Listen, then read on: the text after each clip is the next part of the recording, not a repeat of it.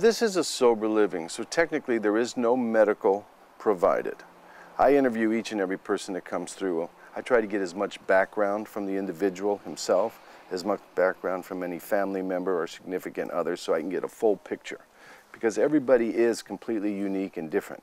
So the more I know about them coming in, the more I can kind of anticipate mood changes, certain behaviors, certain attitudes. I would like to have explanations as to what they might be up against inside themselves. So I don't. In sober living, what we wanted to come up with was kind of a step-down version, not from treatment, but from a recovery house, which means there are certain criteria that must be met, perhaps meeting requirements, testing requirements, cleaning up after yourself, attending house meetings, attending 12-step meetings in the house, being civil, being cordial, being decent, being accountable. And that was new at the time. We provide the environment of understanding first, of compassionate, of encouragement. You know, we can see some pitfalls perhaps that the individual does not know they are about to step in. Or they may be thinking they're doing all they can when really they're doing the same thing they've done before, only they don't have the inebriated behavior that went with it. Through the years, we learned a lot about how to meet the individual where they are, because we know how serious this disease is. We've lost too many people to death. Regular people, good people, young people, old people, either by their own hand or perhaps there was an unfortunate accident that because an individual was inebriated, they harmed somebody else. There's the chance that they may die out there. Most of the deaths that we have incurred here, and they are numerous, none on the property, but we hear. 5% of the 800 people that have gone through here in 17 years have died of overdose.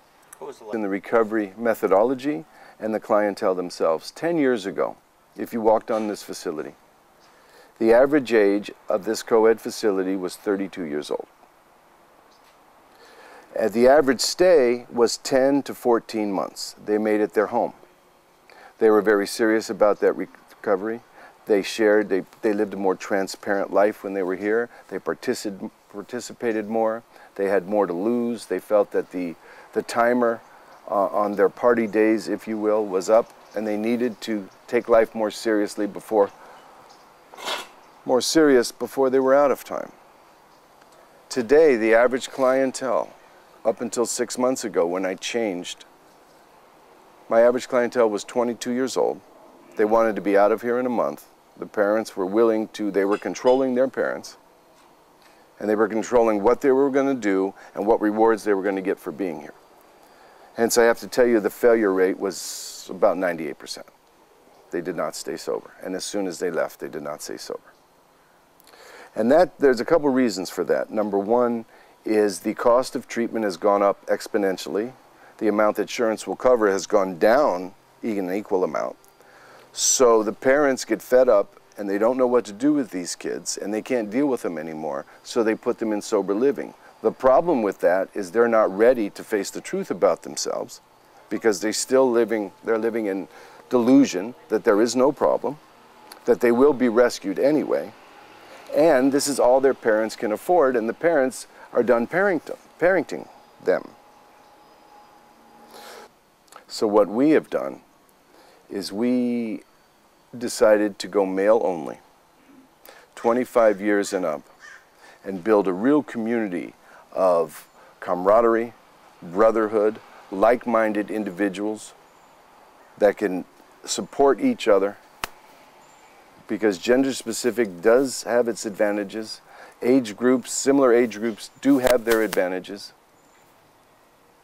And their life experience at that point, be they a father that has been expelled from home with a child there, professionals who could lose their career that they've been working for their whole lives.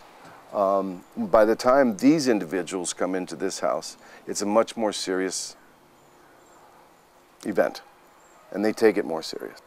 It doesn't mean that you don't have your occasional relapse. which we don't toss somebody out for relapsing. We study each individual's past performance here, what happened, we bring it up to the rest of the men, and in 99.9% of the time, they're allowed to stay and continue. Well, first of all, I would advise any client that we have to concentrate on staying abstinence-free for the time being.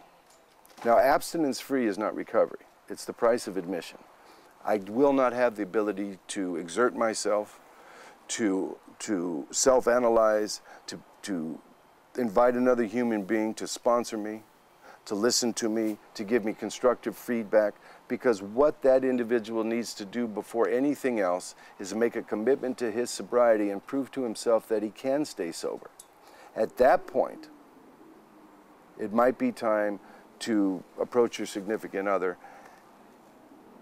and present not perhaps every single detail, because you don't want to harm innocent people, but tell them the truth about what you're struggling with, because they don't even know when they first come in.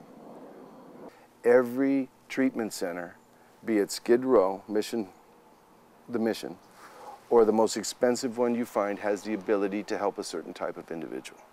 The reason we changed to male only is because I wanted a certain male of a certain age that had the ability to hear, to understand the seriousness of his illness, that perhaps has something to lose, so he's more invested in working hard. What I started to see in the nature of the business was that most sober livings would be a catch-all for anybody who could pay a bed. And they're very unprepared to hit a sober living because they're not really coming out of treatment anymore because they can't afford treatment. Remember, treatment would be, sober living would be a lower cost alternative to recovery. Many people realize they have a problem, go to Alcoholics Anonymous, live at home, and continue to work. The type of people we get realize they have a problem. Maybe they've been to treatment 2 or 3 times before, but not necessarily so. And when they come here, they know what they need to do. So when you're with like-minded people, like-minded individuals, you have a say in what's going on. And ultimately, either you're going to apply yourself or you're not, which is sober living. It's safe, supportive housing, does not supply treatment, does not supply therapy, does not supply doctors, does not supply food. It supplies a caring, compassionate community of like-minded men. I have one other man with me. He's 20 years sober, so between the two of us, we have 52 years of recovery experience. We have 5 houses, a total of 15 men maximum.